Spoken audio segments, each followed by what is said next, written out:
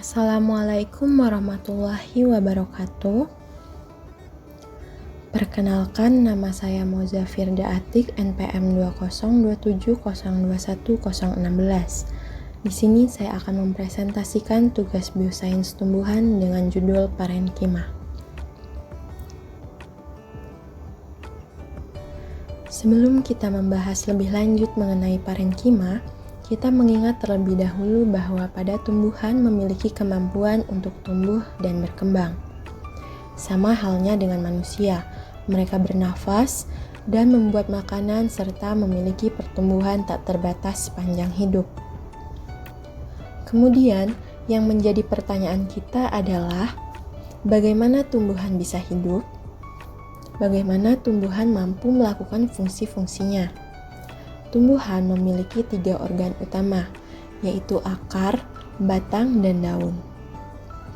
Organ-organ ini terdiri dari berbagai jaringan untuk menjalankan fungsi-fungsinya.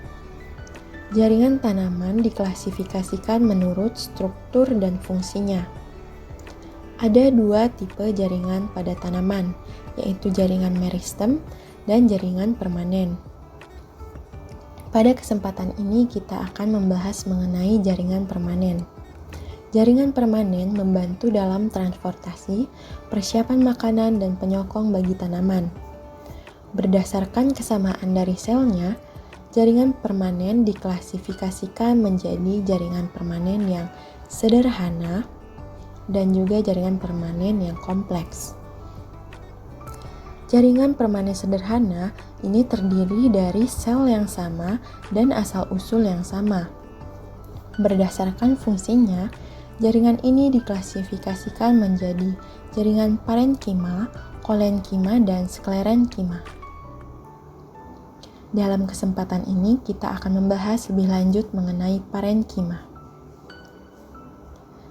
Pada kesempatan ini, kita akan membahas apa itu parenkima, bagaimana karakteristiknya, seperti apa strukturnya, dan bagaimana fungsi serta mekanisme kerjanya. Apa itu parenkima?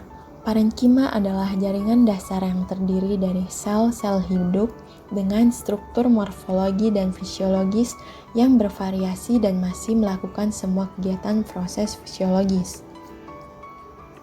Jaringan parenkima memiliki beberapa karakteristik, di antaranya yang pertama yaitu merupakan jaringan permanen sederhana. Yang kedua, dikatakan sebagai isodiametric cell. Yang ketiga, memiliki dinding sel yang tipis. Yang keempat, memiliki vakuola yang besar. Yang kelima, dinding sel tersusun dari selulosa. Yang keenam, tidak memiliki lignin. Yang ketujuh, sel belum terdiferensiasi. Yang kedelapan, sebagai jaringan dasar. Dan yang kesembilan, dapat ditemukan pada xilem maupun phloem.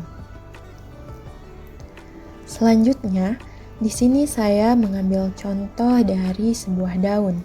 Daun ini apabila kita lihat di bawah mikroskop akan tampak seperti yang ada di gambar ini.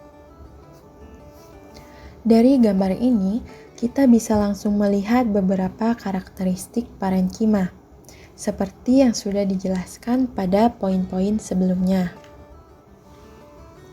Parenkima memiliki dinding sel yang tipis dan tersusun dari selulosa.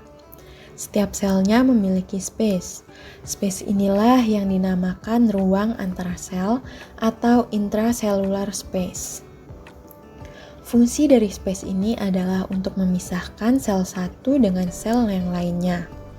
Selain itu, setiap parenkima memiliki vakuola yang besar. Vakuola ini berfungsi sebagai tempat cadangan makanan. Parenkima tidak hanya ditemukan pada daun saja, melainkan dapat ditemukan pada bagian tumbuhan lainnya seperti batang dan akar. Umumnya, parenkima yang ada pada daun, batang, maupun akar memiliki karakteristik isodiametric cell. Disebut isodiametric cell karena ia memiliki bentuk yang beragam. Apabila kita lihat lebih jelas baik pada daun, akar maupun batang, akan tampak juga ruang antara sel yang memisahkan sel satu dengan sel lainnya. Parenkima juga dapat ditemukan pada korteks epidermis, mesofil daun, bahkan dapat ditemukan pada xilem maupun phloem. Parenkima memiliki bagian yang tersusun atas kloroplas. Dapat kita lihat pada gambar ini, bagian ini merupakan bagian yang tersusun atas kloroplas. Dan pada bagian inilah akan terjadi proses yang seringkali kita sebut sebagai fotosintesis. Jaringan ini memiliki kloroplas dan menghasilkan klorofil. Maka parenkima tipe ini disebut juga sebagai klorenkima. Selanjutnya, apakah kalian tahu bagaimana tanaman ini bisa mengapung di atas air? Ya, hal ini terjadi karena parenkima memiliki lubang-lubang yang besar di dalamnya dan terlihat seperti pori-pori. Ini merupakan contoh kondisi dalam tanaman apabila tanaman tersebut dibelah. Rongga-rongga atau lubang berbentuk seperti pori-pori inilah yang mampu menyimpan udara sehingga membuat tanaman tersebut dapat mengapung di atas air. Ini merupakan contoh apabila parenkima diamati di bawah mikroskop. Lubang-lubang akan terlihat begitu lebar. Parenkima tipe ini disebut juga sebagai airenkima. Baik, dari penjelasan sebelumnya, maka dapat disimpulkan bahwa parenkima memiliki banyak fungsi. Di antaranya yaitu untuk membantu dalam proses fotosintesis. Kemudian, dengan adanya lubang udara membantu tanaman hidrofit atau tanaman yang hidup di air bisa mengapung. Selain itu, parenkima menjadi tempat penyimpanan berbagai macam makanan. Dan juga selain itu juga sebagai tempat penyimpanan air. Itu saja yang bisa saya sampaikan. Mohon maaf jika masih banyak kekurangan. Terima kasih. Wassalamualaikum warahmatullahi wabarakatuh.